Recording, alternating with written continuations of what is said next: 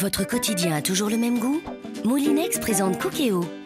Préparez plus de 100 plats préprogrammés en quelques clics. Faites votre choix et Cookéo s'occupe de tout en un rien de temps. Avec Cookéo, le premier multicuiseur intelligent de Moulinex, rien de plus facile pour changer votre quotidien.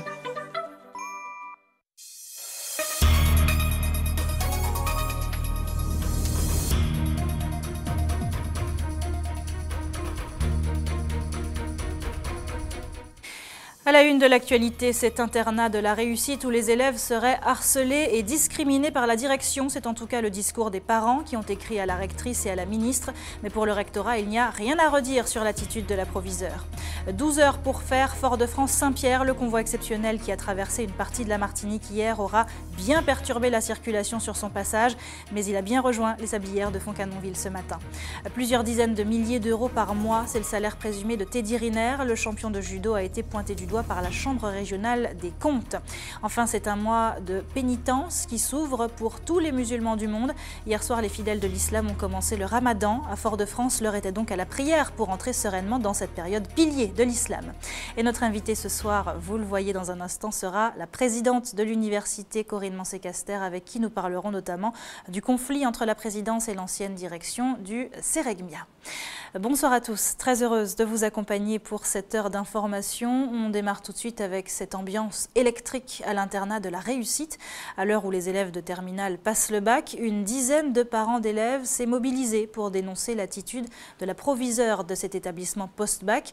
Ensemble, ils ont envoyé un courrier à la rectrice et même à la ministre de l'Éducation.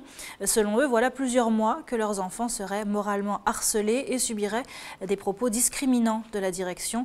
73 élèves, pour la plupart boursiers, sont inscrits dans cet internat de la rue Condorcet. Hélène Renaud a tenté d'y voir plus clair. À l'internat de la réussite, certains élèves sont stressés. Non pas à cause des examens, mais de leur relation houleuse avec la responsable de la structure. Exemple le 4 juin dernier. 7 élèves sont convoqués pour ne pas être venus à une conférence alors qu'ils devaient réviser leur concours blanc. Certains ressortent du bureau profondément choqués, comme Caroline, élève boursière. Elle m'a dit qu'elle avait fait des recherches sur mon quartier et qu'elle avait fait des recherches sur moi et que dans ce cas-là, je n'avais pas les codes. Elle a continué à me rabaisser et tout et je n'ai pas compris. J'étais en pleurs. Ça a duré 30 minutes. Pendant toute l'année, j'avais de bons rapports avec madame la proviseure. Et là, juste parce que je n'avais pas pu assister à une conférence, on m'a fait mon procès et surtout on a fait le procès de mon milieu social. Cet autre élève a même décidé de porter plainte pour non-assistance à personne en danger après un malaise suite à l'entretien. J'ai commencé ma crise d'angoisse devant elle, j'ai commencé à suffoquer devant elle et quand je suis sortie, elle n'a pas essayé de venir m'aider ni de venir voir comment j'allais. Je suis sortie et elle est restée dans le hall d'entrée et elle a même empêché les élèves de sortir pour venir me secourir, déclarant que je faisais du cinéma et que je faisais du cirque en gros. Trop, c'est trop. Le 8 juin dernier, une dizaine de parents d'élèves adressent un courrier au rectorat et à la ministre de l'Éducation. Le but, dénoncer le harcèlement, les discriminations dont seraient victimes leurs enfants de la part de cette proviseure arrivée à la rentrée dernière. Vous voulez qu'elle parte? Bien sûr, mais je ne peux pas demander plus. Avec tout ce qu'il y a eu au sein de cet établissement, nous aimerions qu'elle ne soit plus responsable de nos enfants. Parce que les enfants ont peur, les enfants sont frustrés, les enfants ils sont déshonorés par elle. Le rectorat, lui, soutient la proviseure. Selon la rectrice, elle ne fait qu'appliquer le règlement intérieur de l'établissement qui compte 73 élèves. Je suis sensible à l'émotion des parents, qui d'ailleurs vont être reçus au rectorat, j'avais prévu de le faire, mais il faut raison garder. Il y a toujours des incidents de vie scolaire, des incompréhensions. Je rappelle que l'important, c'est que le règlement intérieur de l'internat est tourné vers la réussite des élèves et ça explique la relative sévérité du règlement intérieur. Pour l'instant, la proviseure est donc bien maintenue à son poste. Seul changement, à la rentrée prochaine, des réunions seront organisées entre les familles et l'équipe de l'internat pour dialoguer sur les règles de l'établissement. Au chapitre social, nouvelle mobilisation chez Servichef. 4000 enfants de l'espace sud ont été privés de repas. En cause, le blocage de la cantine centrale de Ducos. Les grévistes réclament une augmentation moyenne des salaires de 15%. Une révision refusée par la direction qui propose en revanche une prime annuelle. Mais selon les syndicats, elle ne sera versée qu'à condition de remplir des objectifs inatteignables. Ce matin, les parents d'élèves ont rejoint le mouvement, craignant pour la qualité des repas servis à leurs enfants. En effet, le personnel assure que la distribution ne s'effectue pas dans de bonnes conditions d'hygiène et de sécurité. Écoutez ces quelques précisions recueillies par Marie Tricot. Nous sommes mobilisés auprès de cette cuisine centrale parce que nous avons appris que les repas étaient livrés dans de mauvaises conditions. Les repas de la liaison froide sont livrés dans des camions à plus de 20 degrés. Les repas de la liaison chaude, pour certains, n'atteignent pas les 63 degrés obligatoires. Le minimum étant 63 degrés, il y a des repas qui sont arrivés à 48 degrés sur une école. Donc quand même, jusqu'à présent, nous n'avons pas empêché que les repas soient livrés.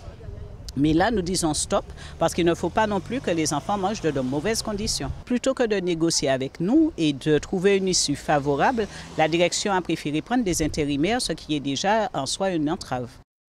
Et la direction de Servichef, quant à elle, assure que les repas sont livrés dans les normes en vigueur. Elle ajoute que les représentants du personnel ont refusé de signer le protocole de désaccord qui sera transmis à la direction du travail dans le cadre des NAO. La mairie de Ducos, pour sa part, demande aux parents d'élèves de prévoir l'absence de repas demain dans les écoles de la commune.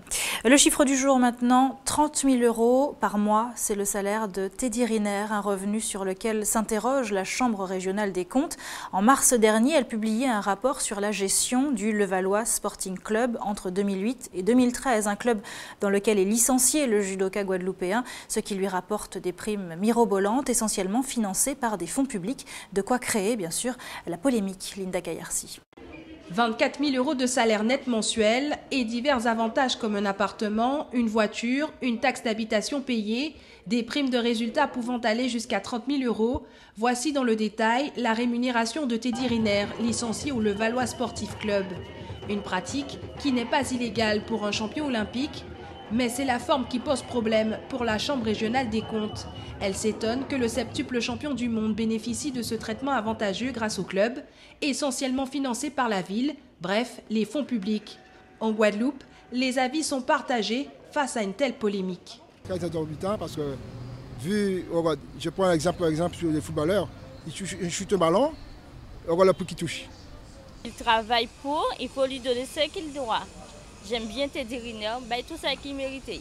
Pour moi, c'est un peu tout par rapport à si on ne le voit pas dans la commune et qui ne rapporte pas grand-chose. Parce qu'en principe, c'est la publicité qui ose amener des commerçants et tout, et c'est tout un problème. Moi. Teddy Riner, foutez-lui la paix. Lorsque ses parents l'envoyaient au sport, il n'y avait pas un Guadeloupéen, ni de Grande Terre, ni de Basse-Terre, encore moins la Cour régionale des comptes. Alors laissez-le, il fait son sport, il a donné pour, et il gagne maintenant, c'est sa récompense. Enfin et pas des moindres, ce qui intrigue la Chambre régionale des comptes, c'est que le champion olympique, septuple champion du monde, ne combat que rarement sous les couleurs de son club. Du côté du club de Levallois, on peine à justifier le montant des émoluments de Teddy Riner. Le rapport de la Chambre régionale des comptes sera discuté lundi soir en conseil municipal à Levallois. Attention, c'est à nous. Retour en Martinique où la tension est toujours très vive sur le campus de Schellcher après le retour de Fred Selimène, Kinvi Logossa et Éric Carpin. Hier, on en parle tout de suite avec la présidente de l'Université des Antilles. Bonsoir Corinne Mancé-Caster. Merci beaucoup d'être avec nous ce soir. Alors je le disais, 3 anciens responsables du CEREGMIA sont revenus sur le campus hier. Un retour que vous contestez fermement. Je vous propose d'écouter Fred Selimène au sujet de son retour. C'était hier face à la caméra de Céline Chalonneau. Nous avons des collègues qui sont tout à fait compétents pour travailler avec nous et pour faire avancer ce labo et pour participer à cette reconstruction de l'université qui est suffisamment abîmée depuis 2 ans d'une gouvernance un peu, je dirais, un peu folle, quoi. Voilà. Comme je dis toujours, il est criminel de prendre des fonctions pour lesquelles on n'a pas les compétences, quoi. Et c'est vraiment un crime de voir comment on a abîmé cette institution. Madame Mancé-Caster, comment vous réagissez à ces propos? Alors tout d'abord, je tiens à faire du rectificatif. Il n'y a pas de conflit entre la présidente, ni la présidence et les directeurs du CEREGMIA. Il y a simplement eu des dérapages financiers dénoncé d'abord dans un rapport de la Cour des comptes qui indique que la gestion du CEREGMIA fait peser des risques juridiques et financiers très sérieux à l'université. Il y a un préjudice financier de l'ordre de 9 millions d'euros pour l'université avec des remboursements déjà en cours, des comptes financiers négatifs.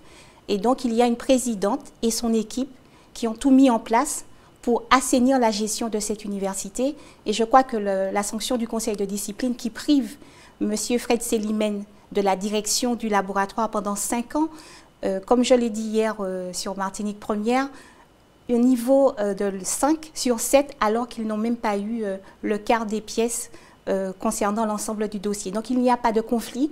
Il y a un chef d'établissement qui met de l'ordre suite à des préconisations d'experts en administration de l'enseignement supérieur et de la recherche. Il y a des rapports de la préfecture qui montrent des taux d'inéligibilité de 99% après une période contradictoire où M. Fred Selimène a été dans l'incapacité de justifier les factures. Donc je tiens déjà à faire cette première remarque. Deuxième remarque, il n'y a pas de retour non plus de M. Selimène et de M. Logossa. Hier, ils étaient sur le campus. Ils étaient sur le campus en totale infraction et je suis d'ailleurs étonnée qu'ils aient mis en scène leur retour alors qu'ils entraient en infraction totale parce qu'un arrêté a été pris par mois le 29 mai, après accord avec la...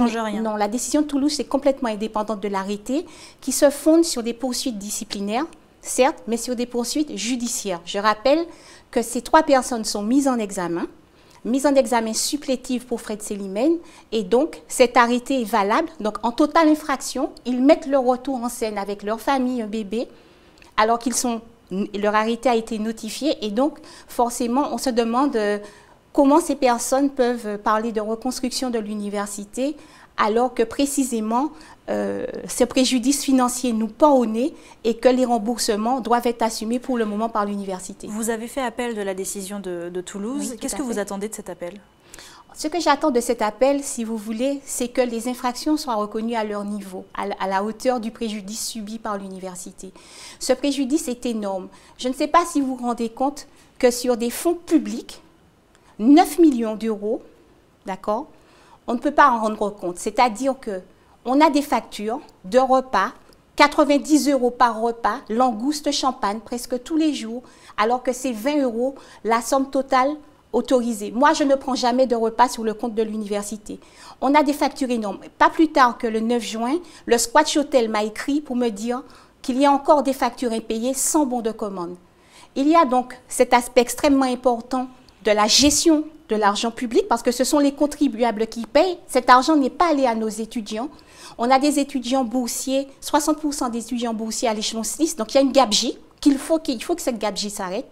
C'est extrêmement important pour l'avenir de nos jeunes. Et c'est le sens de l'action que mon équipe et moi menons, et pas tout seul, parce que nous nous sommes entourés de rapports d'experts. Donc, ce n'est pas Corinne Mancé-Caster qui a déclaré que Fred Selimène a mal géré son laboratoire et donc mis l'université dans une situation difficile. Ce sont des rapports, et ces premiers rapports remontent à 1999. Mais personne n'a jamais pris ses responsabilités et cette situation s'est aggravée à tel point que maintenant nous sommes dans cette situation de préjudice très important. Alors le conseil de discipline de l'université de Toulouse qui a rendu sa décision avant-hier, je le rappelle, laisse entendre que Fred Selimène et ses collègues ne peuvent pas être tenus seuls pour responsables de la gestion financière du CEREGMIA et déclare qu'ils ont été les maillons d'une chaîne collective, que c'est donc tout un système qui est pointé du doigt. Pourquoi s'attaquer en particulier à ces 3 hommes-là alors qu'est-ce qu'on fait des autres éventuels maillons de la chaîne? Alors, je vais vous répondre parce que vous dites quelque chose d'essentiel. Le conseil de discipline reconnaît qu'il y a eu des dérapages collectifs, mais il reconnaît aussi la participation active de ces personnes dans ces dérapages. Je suis les préconisations et les recommandations du rapport de l'Inspection générale de l'administration et de la recherche qui a demandé la suspension et le passage en conseil de discipline. C'est de ma compétence d'ordonnateur en tant que chef d'établissement.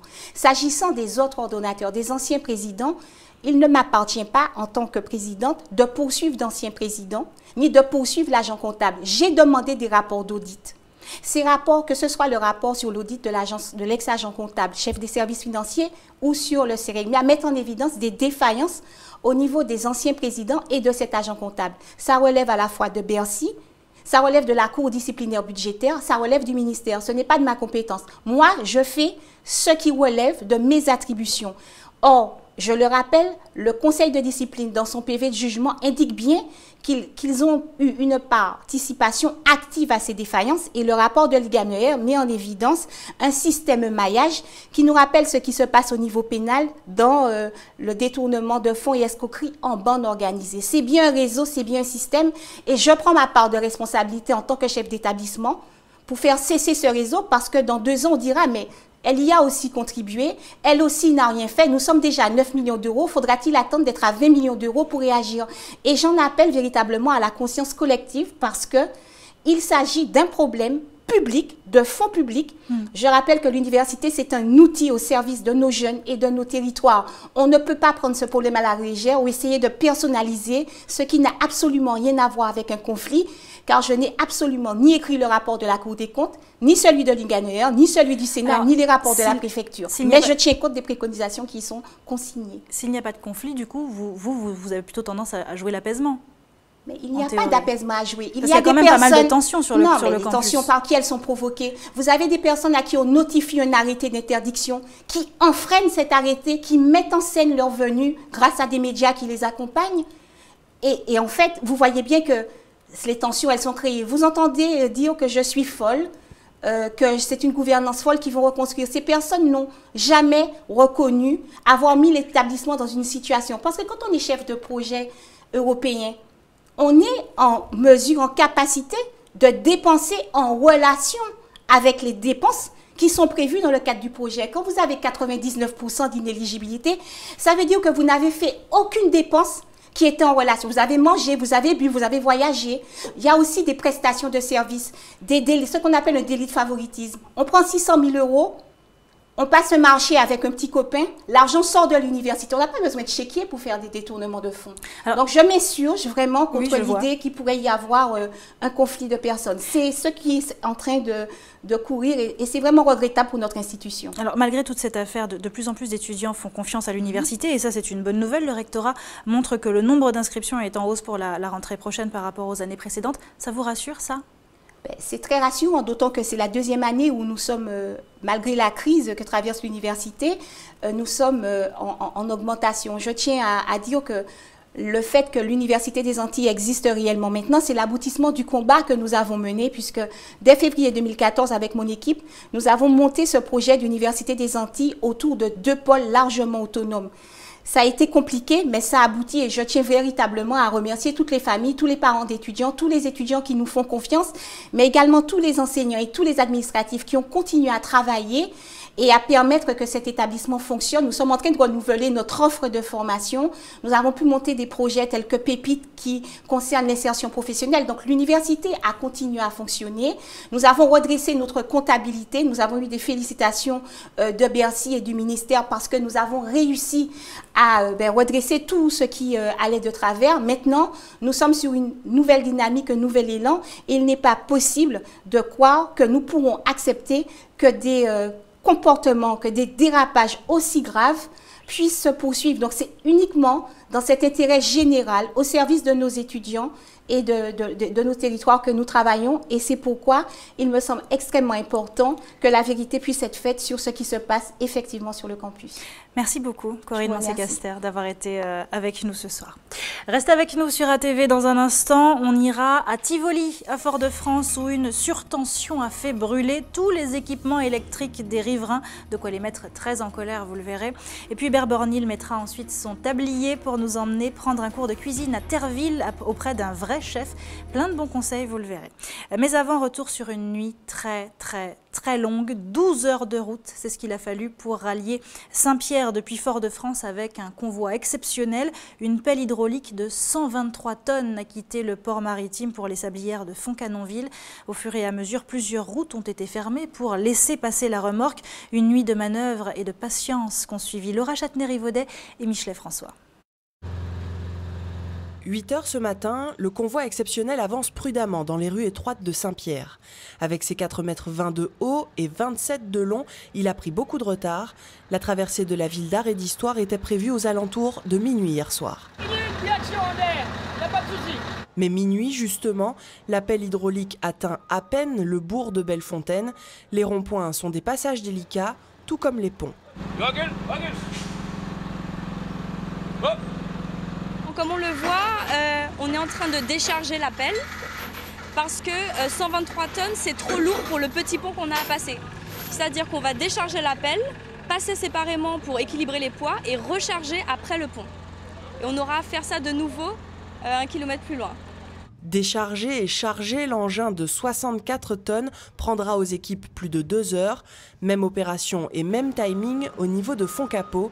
Les manœuvres sont périlleuses, chaque déplacement est compté pour les techniciens. En fait, c'est le moment de la bascule. Je ne sais pas si vous avez vu, quand la machine descend, il y a un moment de basculement où les forces passent les charges passent de l'arrière vers l'avant de la machine et où là vous ne tenez plus que sur quelques centimètres linéaires. Et c'est ce moment de bascule qui fait où il faut vraiment être très doux et très sensible avec les manettes de la machine, quoi. Mais cette méticulosité demande de la patience. Les routes ne doivent pas être endommagées. 4 heures du matin, les premiers transporteurs commencent leur rotation sur la nationale et les esprits s'échauffent.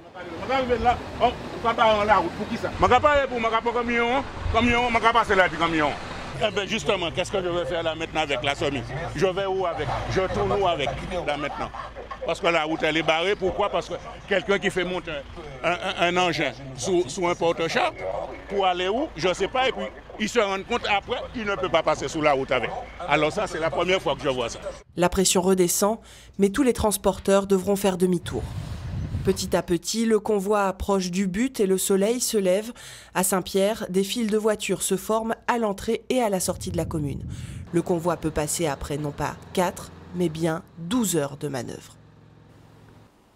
Retour au centre un peu plus vite qu'en 12 heures et direction maintenant l'hôtel Batelière où avait lieu ces derniers jours la 12e conférence des fédérations des EPL, les entreprises publiques locales. L'occasion pour ces sociétés de partager leurs connaissances et leurs expériences du terrain. Un rendez-vous qui a également permis de faire le point sur les changements à venir et sur les nouvelles réglementations pour répondre au mieux à la commande publique. Écoutez le président de la fédération des EPL, il répond à Céline Chalonneau. Aujourd'hui, les SEM sont un peu, les sociétés d'économie mixte sont un peu, je dirais, les unes à côté des autres. Elles travaillent peut-être pas forcément ensemble. Elles se regardent peut-être pas forcément. Et donc l'objectif, c'est de motiver les élus pour faire en sorte qu'elles apprennent à travailler ensemble. Les élus doivent avoir, je dirais, l'envie d'aller voir ce qui se fait ailleurs. Vous êtes une île, mais il y a d'autres îles, comme la Réunion, comme la Guadeloupe, comme la Nouvelle-Calédonie, qui ont aussi des problématiques à peu près identiques et qui ont créé des outils différents.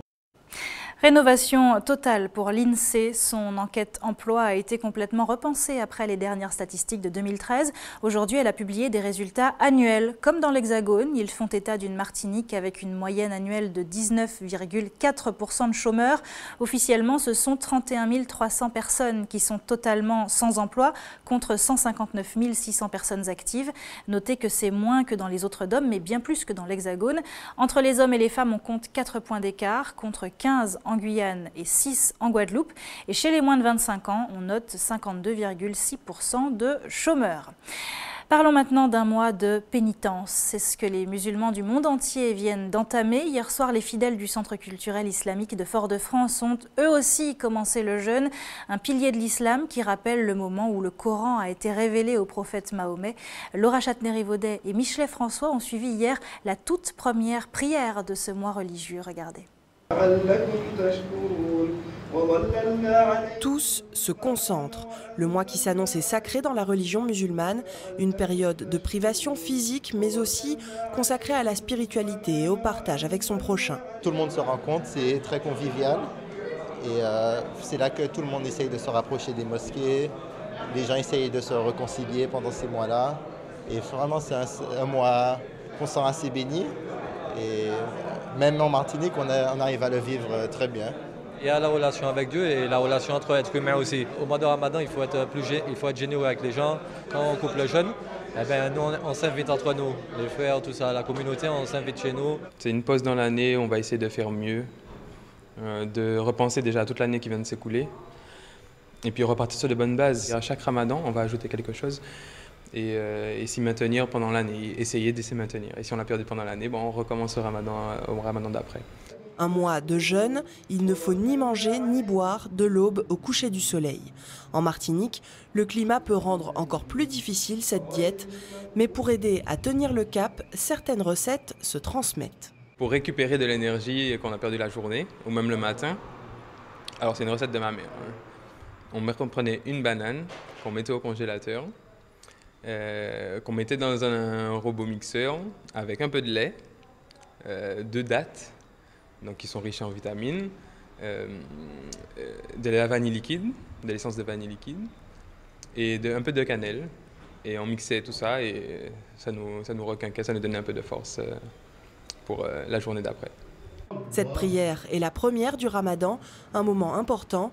Pendant toute la durée du jeûne, les fidèles se retrouveront après le repas du soir dans cette mosquée. Tous les moments sont forts pour nous. Mais ça fait, la prière, c'est un recueillement devant Dieu. C'est une adoration. Il y a des pratiques comme des prières qu'on accomplit pendant les nuits de Ramadan et certains comportements qui sont recommandés dans le Ramadan et hors de Ramadan, mais enfin particulièrement dans le Ramadan. De ne pas parler fort, de ne pas agresser, de ne pas dire des mots, gros mots, des choses comme ça.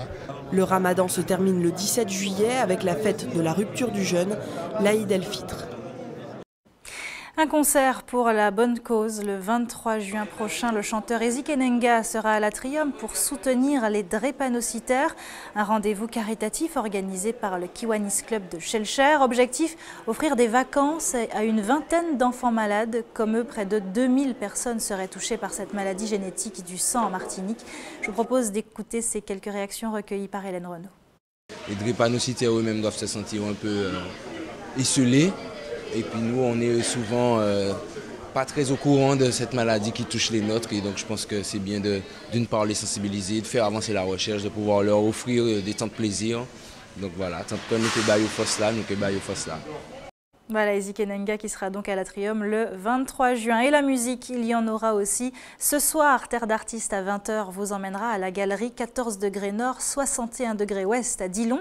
On découvrira l'exposition What's in Stock et on verra aussi comment se prépare la fête de la musique autour de la galerie. Ce sera aussi l'occasion de découvrir le travail de Karine Tailamé. Voilà ce qui vous attend. Je suis à la fois peintre, à la fois installateur, photographe, poète.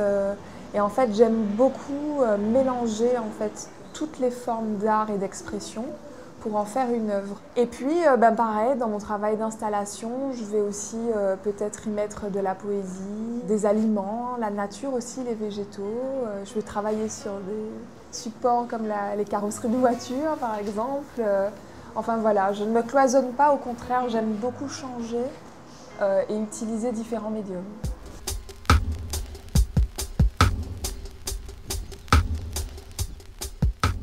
Mais ici, nous sommes en fait à l'école de l'Ermitage à Fort-de-France et où j'ai réalisé une fresque murale avec des petits-enfants de 4 ans de maternelle. Et là, nous venons d'apprendre que l'école a remporté le premier prix du concours de l'école fleurie organisé par l'OCCE. Et vraiment, je suis très fière d'avoir pu réaliser cette fresque. Voilà, Terre d'artistes, c'est donc à 20h. On y parlera également cinéma avec les rencontres cinéma 2015 qui se terminent demain. Une clôture en apothéose avec un film de Gilles Servant consacré à la cantatrice martiniquaise Christiane Eda-Pierre et qui s'appelle Les Choix d'Eda. Ce sera à 19h à l'Atrium. Mais pour l'heure, ce n'est pas encore terminé et voilà à quoi ça ressemble. Are you Japanese? Yes, I am. I usually like Japanese people. They are very nice, very polite and clean. Yes. You know, you gotta live where you love. Il s'appelle Aung San Suu et qui est un maître coréen mais dont les films sortent pas très facilement. Donc là, on a choisi 4 films pour faire découvrir aux spectateurs de Martinique ce cinéaste coréen qui est assez passionnant. If you can meet her, maybe. What is it that you love so much about her? 4 films de ses débuts, donc c'était en 2001 je crois. Le film qui passait en 2001 mais il avait fait des films avant. Et on finit avec le film qui sort ce mois-ci en fait en France, aussi bien ici je pense, enfin peut-être pas à la Mediana, qu'en France il va sortir en juin. Donc on en a profité aussi pour mettre ce film, qui est vraiment son dernier.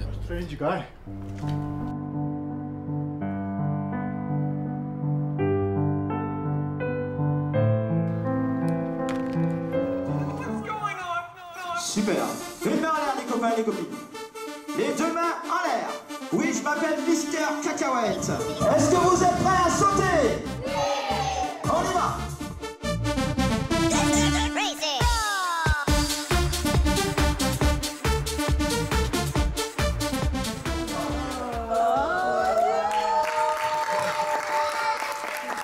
C'est ma copine.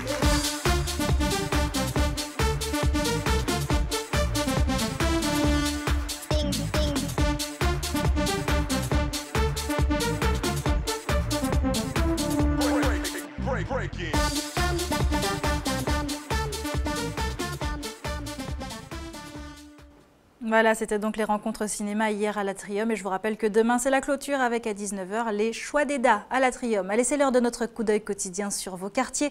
Tout de suite le JT des communes.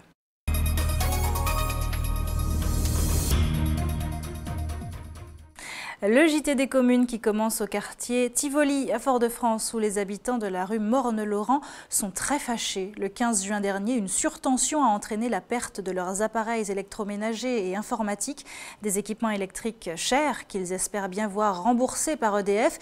Mais pour l'heure, personne n'est venu leur donner d'explication. Une communication qui laisse à désirer selon ces foyalais, de quoi nourrir davantage leur colère. Océlia Cartes, Louis Sabas. Réfrigérateur, imprimante, machine à laver, les riverains de la rue Morne-Laurent sont aux abois. Tous leurs équipements ont été perdus en une journée. Vous avez un frigo congélateur, un congélateur, une machine à laver, un sèche-linge. À l'intérieur, il y a encore une télé, il y a 2 imprimantes d'ordinateur. On ne peut pas perdre tous ces appareils-là. Tous les voisins, tout le monde a perdu énormément de choses et que EDF reste carrément planqué derrière ses bureaux. Ces résidents réclament d'être indemnisés sans délai. Outre les dégâts matériels, certains auraient subi un préjudice moral. Ma fille maintenant, elle a peur de rester à la maison seule. C'est une ado, eh bien, elle ne veut plus rester, elle a peur parce qu'elle a subi ça. C'est elle qui courait partout dans la maison à regarder les trucs exploser, les ampoules prendre feu, les onduleurs fumer. Donc il n'y a pas que le côté. Puis nous ne dormons plus comme il faut. Dans le secteur, les coupures de courant seraient récurrentes. Les habitants reprochent à EDF de ne pas prendre leur détresse au sérieux. On n'a ni vu aucun représentant d'EDF, aucun appel, rien du tout. Et même le soir, nous avons eu 2 petits jeunes qui n'ont rien à dire d'eux. Ils ont fait leur travail bien comme il faut. Et ils nous ont dit que le lendemain, on aurait eu des représentants d'EDF et dans chaque boîte aux lettres qu'ils allaient passer pour mettre un petit mot. Jusqu'à la journée d'aujourd'hui, on n'a rien. Consciente du problème, la direction d'EDF promet de prendre en compte le dossier au plus vite. Après enquête, nous avons constaté qu'il y a eu un incident au quartier Tivoli et que ça a généré une surtension chez nos clients. Notre responsabilité étant engagée dans ce cas précis, bien nous appliquerons les procédures d'indemnité en vigueur. En ce qui concerne le remboursement, les examens se feront au cas par cas. Il existe un barème qui n'est pas un barème EDF, c'est un barème national, où il y a un taux de vétusté qui est appliqué sur le matériel. Et en fonction de ça, nous déduisons ce taux de vétusté-là et les clients seront remboursés à prorata de la valeur du matériel. En attendant, le quartier Tivoli reste sous haute tension. L'heure est au système D pour certains, d'autres disent s'être endettés pour se rééquiper en espérant que l'incident ne se reproduise pas. Attention à la qualité de l'air. Demain encore, elle sera notée 10 sur 10 comme aujourd'hui. Il s'agit de la plus mauvaise note, je vous le rappelle.